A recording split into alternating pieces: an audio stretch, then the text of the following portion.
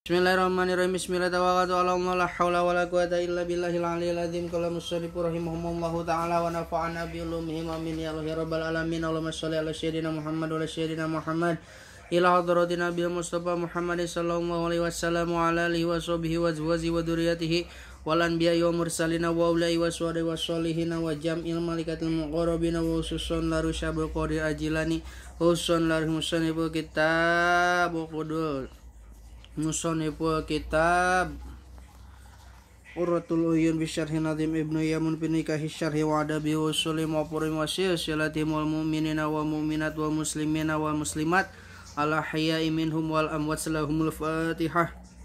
A'udzu billahi minasyaitonir rajim. Bismillahirrahmanirrahim. Alhamdulillahi rabbil alamin arrahmanir rahim. Maliki yaumiddin iyyaka na'budu wa iyyaka nasta'in ihdinas siratal mustaqim siratal ladzina an'amta 'alaihim ghairil maghdubi 'alaihim waladdallin rabbighfir lana amin.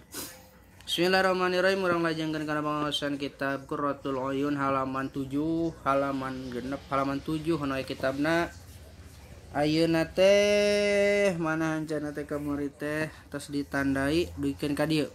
Qala Qadi Husain. Bismillahirrahmanirrahim.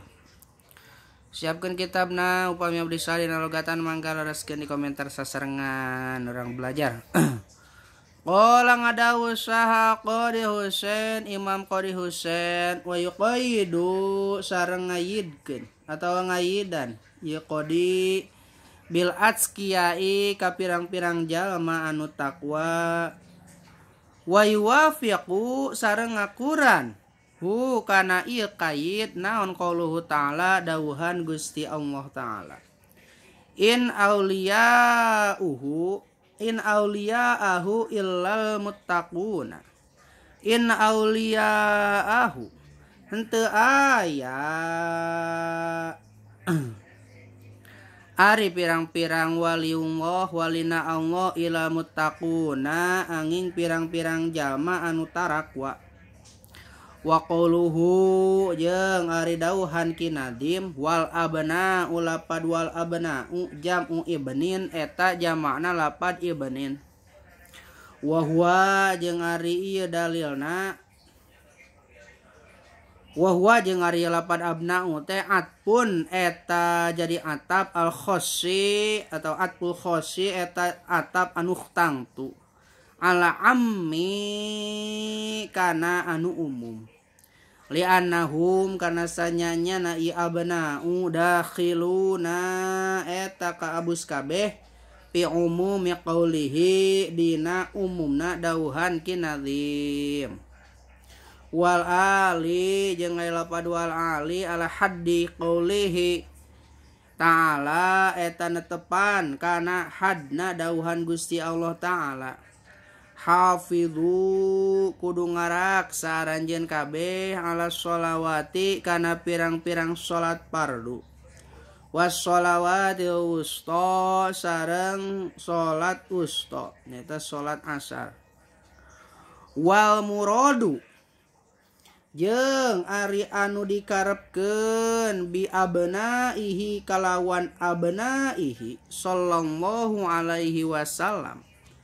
jami'u auladihi eta sakabena pirang-pirang putrana Kangjeng Nabi eta sadayana pirang-pirang putra putrina Kangjeng Nabi wa hafadatihi sareng pirang-pirang putuna Kangjeng Nabi. Dimaksud pirang-pirang putrana Kangjeng Nabi teh sadaya pirang-pirang putrana Kangjeng Nabi putra putrina Kangjeng Nabi sareng pirang-pirang putuna Kangjeng Nabi ilang qiradil alami nepi ka seepna alam dunia nepi ka akhir dunia ka seepna alam dunia.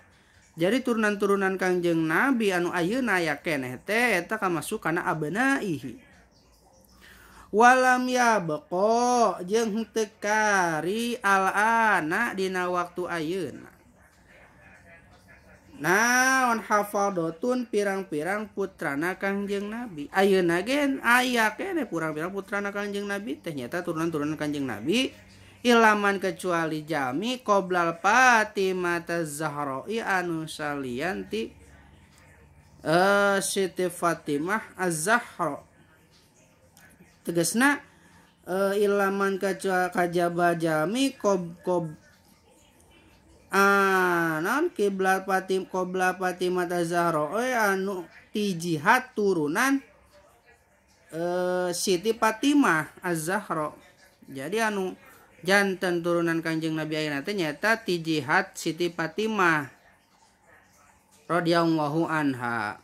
Ina domna walaysa fi banatihi man yaqaba illa batul qabat umman wa aba.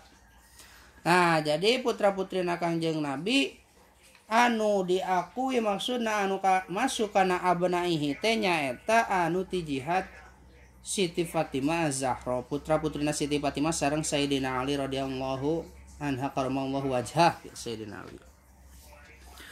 Walaisa sareng teu aya fi banatihi di pirang-pirang putrina Kangjeng Nabi sahaman jama aqoba anu mautna ninggalkeun anak ilal batula kecuali atawa angin Siti Fatimah al batul bobat anu sae naon umman ibuna wa aban sareng ramana. Wa fil hadisi sareng dina hiji hadis mah innalikullin nabi sanyanyana pikeun sakur-sakur nabi abu asobatin ari aya bapa asobah yam tamuna anu sabangsa kabeh ilaiha ka ieu asobah illa walada Fatimata angin putra Siti Fatimah. Paana mangkari kaula waliuhum eta putrana ieu walada Fatimah. Wa asobatuhum sareng asobahna ieu walada Fatimah. Wahum jeung ari walada Fatimah itsroti eta turunan kaula saur Kangjeng Nabi. Khaliquna anu tos didamel ieu turunan kaula teh min manti jalma mintinati tina watek kaula wailun ari neraka wel lil mukadzibina eta tetep pikeun jama-jama anu ngabohongkeun kabeh bi fadlihim kana kautamaanana ieu turunan kaula. Jadi neraka wel teh pikeun jama-jama anu ngagogoreng ka Habib lah intina mah kitu. Bifadlihi anu untuk percaya anu ngabohongkeun kana kautamaan kaunggulan Habib tegasna putuna Kangjeng Nabi. Man ari saning wa jalmana ahabba eta nu mika cinta ieu si jalma hum ka ieu putu kaula tegasna katurunan kaula ahabba maka mika cinta hu ka ieu si jalma sallallahu taala Gusti Allah taala. Waman jeung ari saning wa jalmana abghodo anu ngabendu ieu si jalma hum ka turunan kaula abgodo mangka ngabenduhu kata si jalma saha Allah taala Gusti Allah taala. Waladzi jeung demidat nafsi ari diri kaula biadihi eta tetep kalawan pangawasana ieu zat la yabghudu henteu pati-pati mika bendu ahlil baiti ka ahlil bait sahadun hiji jalma illa kubahu angin ngajungkelkeun hu ka ieu si jalma saha Allah Gusti Allah taala pinnari dina neraka gitu ya. Pinnari dina neraka. Wa fihi jeung dina hadis an Umar radhiyallahu anhu ti Sayyidina Umar radhiyallahu anhu marfu'an barianan hadis anu marfu kullu sababin ari saban-saban sabab wa nasabin sareng sakur-sakur nasab yan qoti eta narima pegat ye nasab jeung sabab yauma kiamati dina poe kiamah mah kholas sababi kecuali sabab kaula wa nasabi sareng nasab kaula. Sadayana nasab sareng sabab di poe kiamah pegat kecuali nasab kaula saur Kangjeng Nabi jeung turunan kaula. Jadi para habib-habib mah ti Kangjeng Nabi ge duikeun ka poe kiamah teh henteu putus nasabna teh. Wa kullu bana unsa